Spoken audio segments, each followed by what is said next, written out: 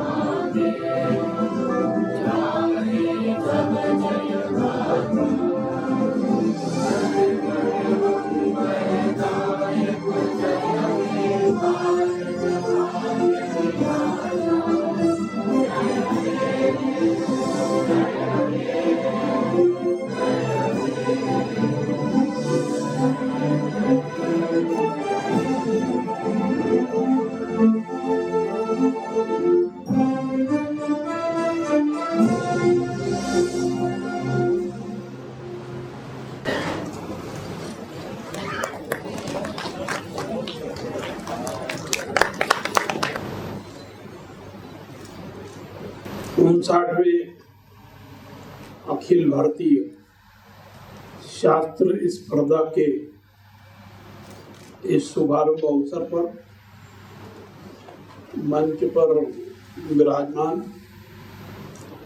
केंद्रीय संस्कृत विश्वविद्यालय दिल्ली के पूर्व कुलपति प्रोफेसर परमेश्वर नारायण जी शास्त्री,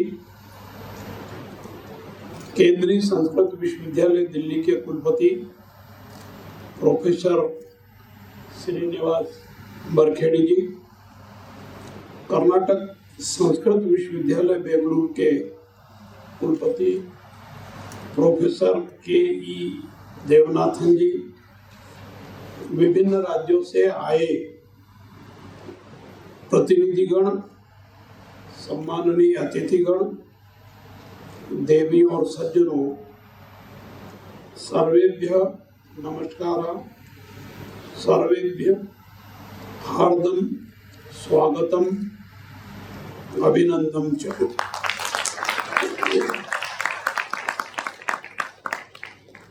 इस कार्यक्रम में आने का जब निमंत्रण मिला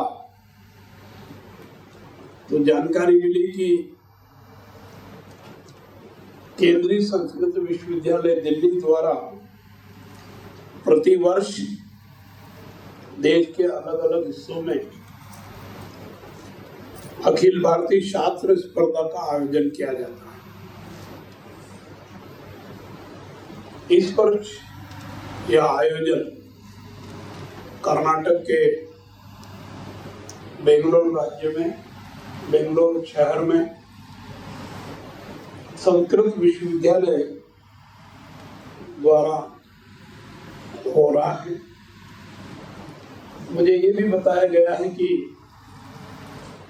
यह कार्यक्रम 4 दिन तक चलेगा और 4 दिवसीय छात्र ज्ञान उत्सव में देश के लगभग 400 छात्र छात्राएं भाग ले रहे हैं, जो संस्कृत भाषा के 26 उपविषयों पर शास्त्र ज्ञान पर विचार विमर्श करके कुछ निष्कर्ष निकालेंगे।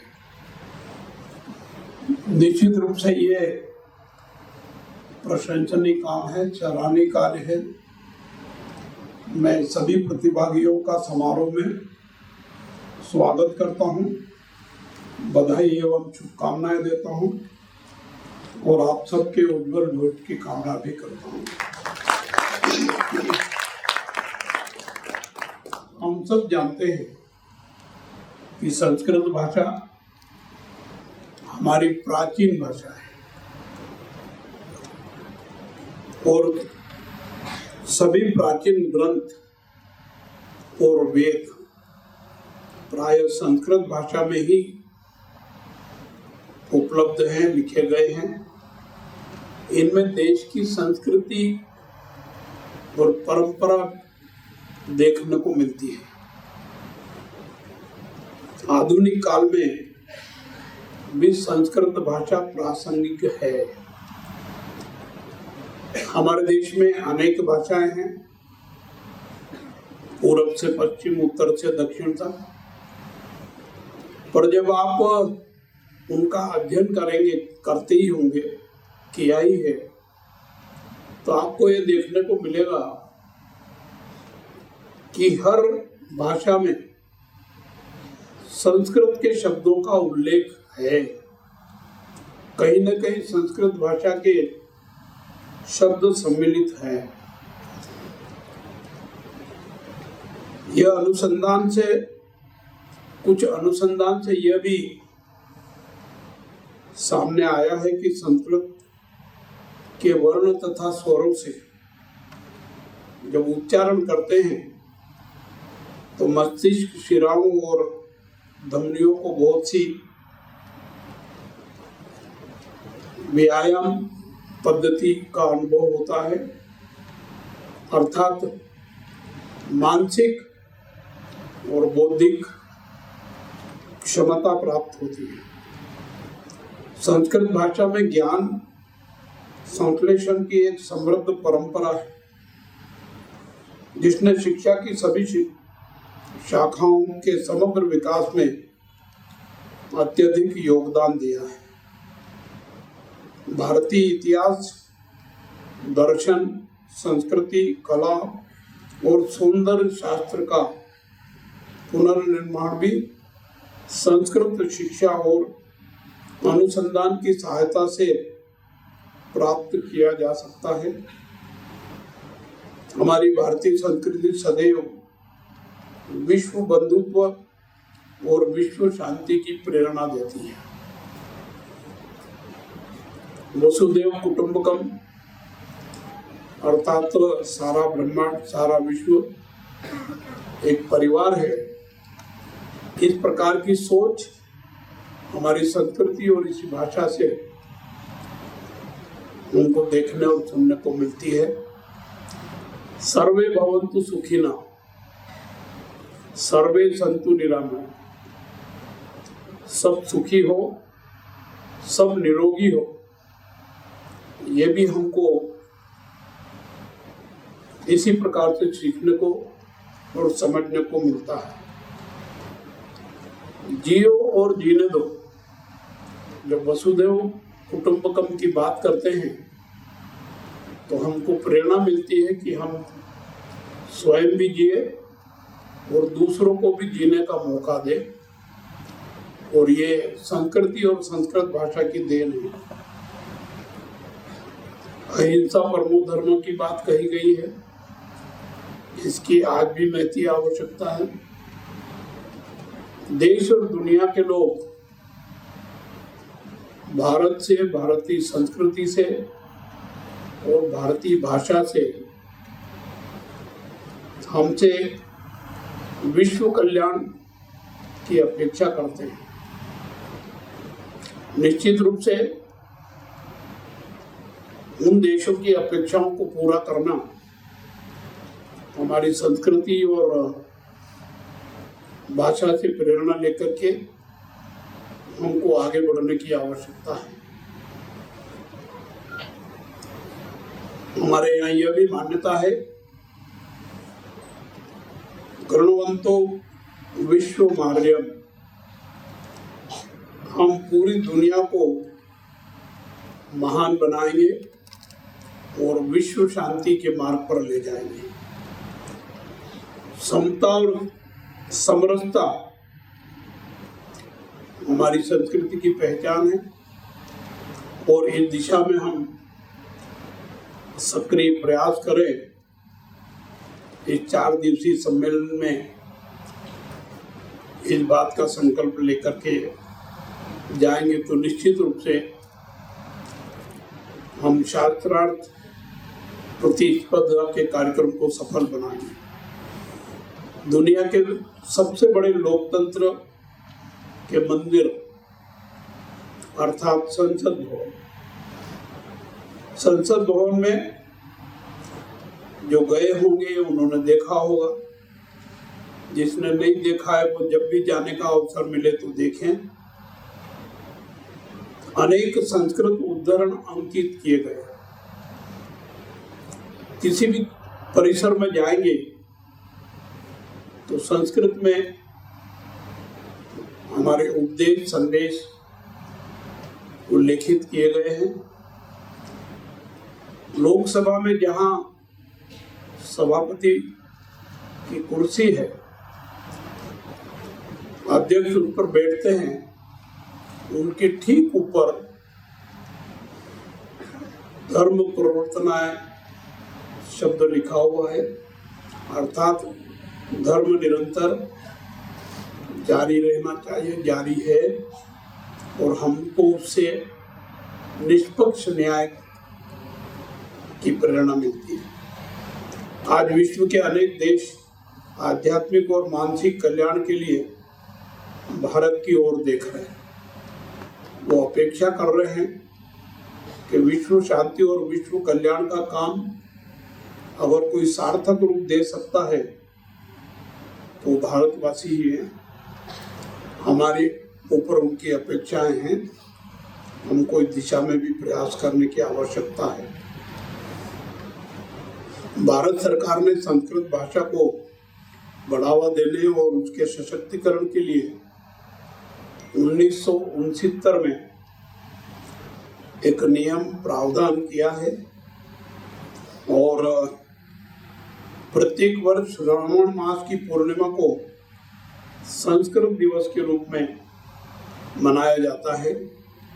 निश्चित रूप से ये इस बात का संदेश है, संकेत है कि देश में और दुनिया में संस्कृत भाषा का प्रचार प्रसार भी करना चाहिए, करने की आवश्यकता है। मैं सोचता हूं कि ये सम्मेलन इस पर गंभीरता से विचार करके आगे बढ़ने की कार्य योजना बनाएंगे। भारतीय विरासत के ज्ञान का प्रसार करने के लिए समाज के सभी वर्गों को गुणवत्तापूर्ण संस्कृत शिक्षा प्रदान करना इस समय की ओर अधिक आवश्यकता है।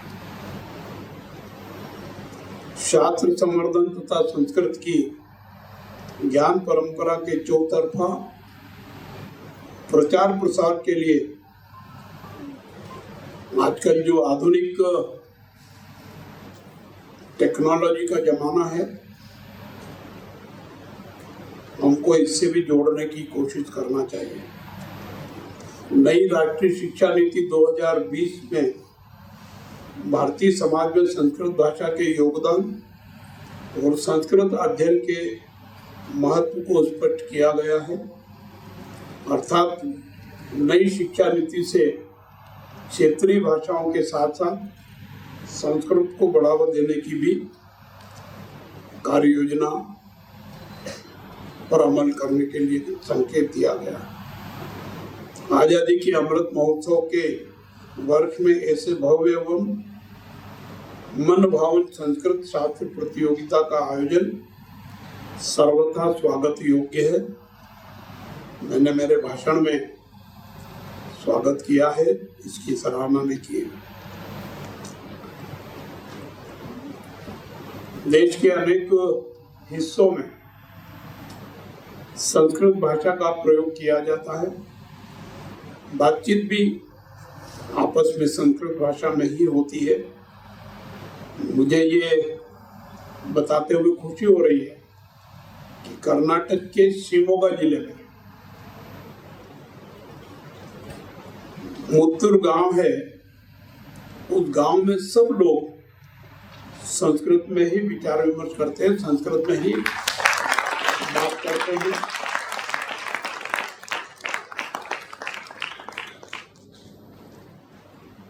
मुझे जानकर प्रसन्नता हो रही है कि संस्कृत विश्वविद्यालय की स्थापना संस्कृत शिक्षा में एक रूपता लाने और संस्कृत अध्ययन को एक छत्र के नीचे लाने की दृष्टि और मिशन के साथ की गई है। मुझे ये कहते हुए खुशी है कि ये संस्कृत विश्वविद्यालय इस दिशा में सराहनीय और सार्थक प्रयास कर रहा है।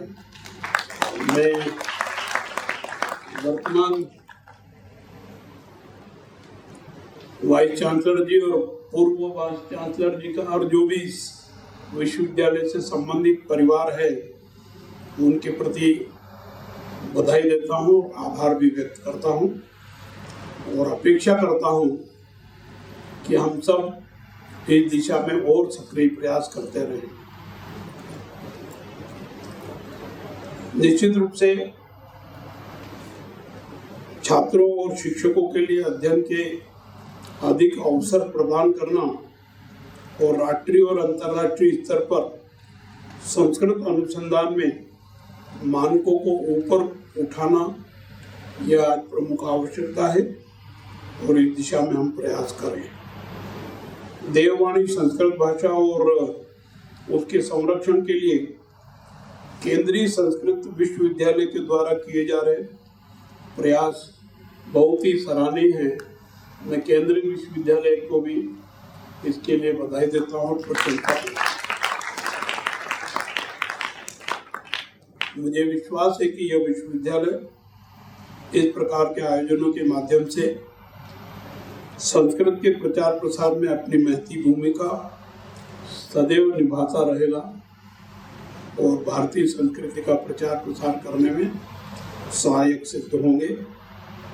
अखिल भारतीय शास्त्र स्पर्धा के इस भव्य कार्यक्रम में आप सब पधारे।